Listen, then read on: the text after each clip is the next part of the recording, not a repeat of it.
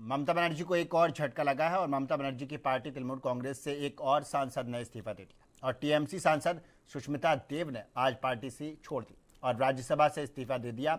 और एक ही हफ्ते में टीएमसी के 2 राज्यसभा सांसदों ने इस्तीफा दे दिया और इससे पहले सुखेंदु शेखर ने भी पार्टी छोड़ दी थी और राज्यसभा से इस्तीफा दे दिया था। और इस्तीफा देने के बाद में सुष्मिता देव ने असम के मुख्यमंत्री हेमंता बिस्वा शर्मा से मुलाकात की और मुलाकात के बाद से ही राजनीतिक गलियारों में कयासों का दौर शुरू हो गया कि क्या सुष्मिता देव अब भारतीय जनता पार्टी में शामिल होने जा रही हैं, सवाल ये उठता था।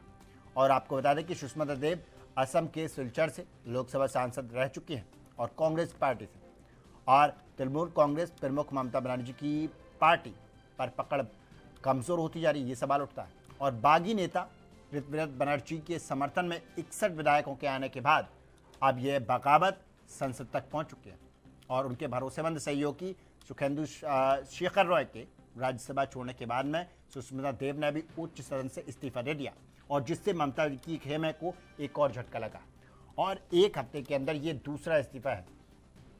इससे पहले पार्टी को तब बड़ा झटका लगा था जब 13 साल तक पार्टी के चीफ व्हिप रहे सुखेंदु शेखर रॉय ने ममता बनर्जी को एक तीखा पत्र लिखने के बाद में पार्टी छोड़ी थी।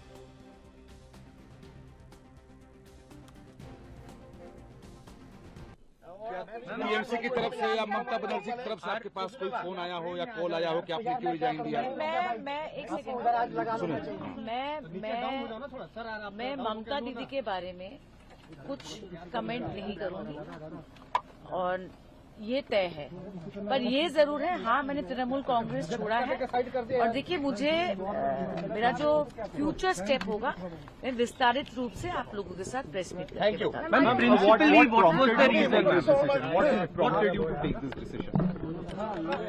See, what prompted me to take this decision, why I took this decision is a very long story, and in politics I don't think everything needs to be revealed, but I feel that I don't want to be in a situation that I'm in 2 boats or anything like that.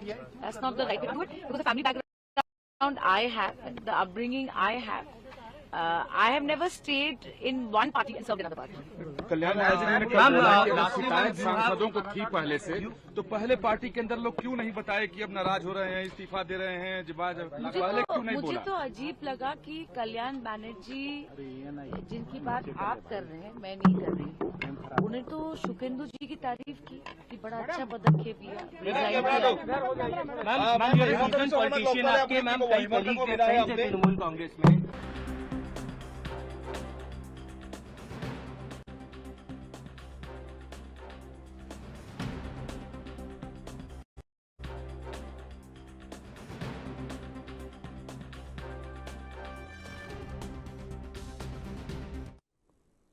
और इसी खबर पर ज़्यादा जानकारी के लिए हमारे साथ में टीएमसी नेता हैं सुमित मेहरातुरा। सुमित जी, बहुत बहुत स्वागत है आपका एएनबी न्यूज़ पर। और सबसे पहला मेरे सवाल, क्या जो लोग टीएमसी से निकल कर जा रहे हैं, क्या उन्हें सत्ता का एक लालच हो गई है, एक लालसा हो गई है कि जब तक हम रहेंगे सत्ता में रहेंगे, फिर चाहे टीएमसी सत्ता में रहेगी तब हम टीएमसी के साथ, और बीजेपी तो सत्ता में है, फिर उसके बाद में अगर टीएमसी नहीं रहती तो हम पार्टी बदल के सत्ता में आ जाए? देखिए, ये तो अवसरवादी लोग हैं जो जा रहे हैं, इन्हें मौका मिलना चाहिए। जो लोग जा रहे हैं वो क्या भारतीय जनता पार्टी के अगेंस्ट में जाके चुनाव लड़े थे, टीएमसी के सिंबल पे चुनाव लड़े हैं, तो पहले वो लोग इस्तीफा दे दें और भारतीय जनता पार्टी में जाके शामिल हो जाए। अगर उन्हें घुटन महसूस हो रही थी, क्योंकि अभी अगर आप जाते हो तो सिंबल लेकर के जा रहे हो, आप टीएमसी का टैग लगा हुआ लेकर के जा रहे हो, आप इस्तीफा दे दोगे राज्यसभा से चाहे विधानसभा से, इस्तीफा दे दीजिए, जाकर के उसमें शामिल हो जाइए तो अच्छा लगेगा। फिर आप चुनाव लड़िए, तब पता लग जाएगा कि जनता ने आपको चाहा था या ममता बनर्जी को चाहा था। हम तो कह रहे हैं आप लड़िए चुनाव, सिंबल आप वापस कर दीजिए, इस्तीफा दीजिए और चुनाव लड़ लीजिए, आप पता लग जाएगा दूध का पानी का पानी। पर आज ये देखा जा रहा है कि ये कोई नई बात नहीं है कि बोले बंगाल में हो रही है, ये मध्य प्रदेश में भी हो चुका है, राजस्थान में भी हो चुका है, महाराष्ट्र में भी हो चुका है, खेल आपका हरियाणा में भी हो चुका है, बिहार में भी हो चुका है, ये कोई नई चीज नहीं, उत्तर प्रदेश में भी हो चुका है। अच्छा, सवाल ये उठ जाता है सुमित जी, सवाल ये उठता है कि क्या इन लोगों को इतना भरोसा जो उस वक्त था जब सत्ता में टीएमसी थी, अब उतना विश्वास इन लोगों को नहीं रहा? देखिए, इन लोगों को ये लगता है कि ममता बनर्जी अब दोबारा से कम बैक नहीं कर पाएंगी, जिस तरीके से लोग जा रहे हैं, तो ये वो लोग उनकी भूल है। देखिए जनता है, ये जनता जनार्दन है, जिसे पहनाती है, ताज पहनाती है, उतारना भी जानती है।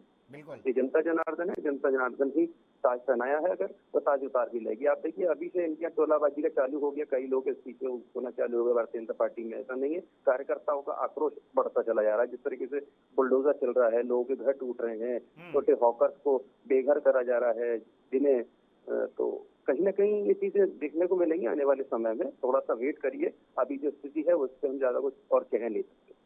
अच्छा सुमित, एक सवाल ये भी उठता है सुमित जी कि जिस तरह से पार्टी के नेता, टीएमसी के नेता रहे, वो अब बीजेपी ज्वाइन कर रहे हैं, तो कहीं ना कहीं बीजेपी के ऊपर या माफ कीजिए टीएमसी के जो नेता हैं उन्होंने भ्रष्टाचार किया था।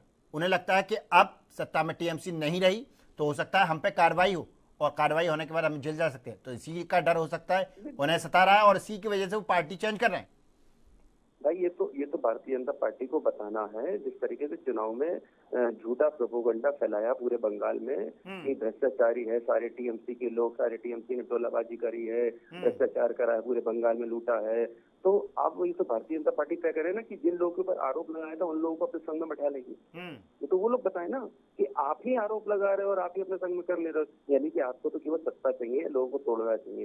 ये खेल पुराना हो चुका है, कब तक चलेगा ये आगे जनता दिखाएगी। अच्छा सुमित जी, एक सवाल ये भी उठ जाता है, टीएमसी देश की सबसे बड़ी पार्टी, सबसे वो पार्टी अव्वल नंबर पे है जो महिलाओं को सबसे ज्यादा टिकट देती है, टीएमसी।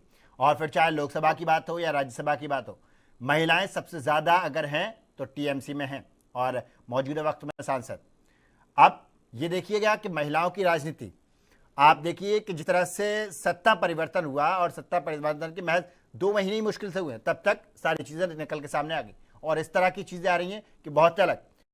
सयानू घोष जो कि काफी चर्चा में रही, सयानू घोष, वो उन्होंने जिस तरह से काबा का जो नाम लिया और जिस तरह से उनकी बयानबाजी रहती थी, फिर चाहे लोकसभा के अंदर हो या फिर विधानसभा चुनाव के अंदर हो, अब उनका भी ये कहीं ना कहीं नाम है कि वो भी, उन्होंने भी उस साइन किया है जिस 20 सांसदों का नाम था उनमें भी वो शामिल है।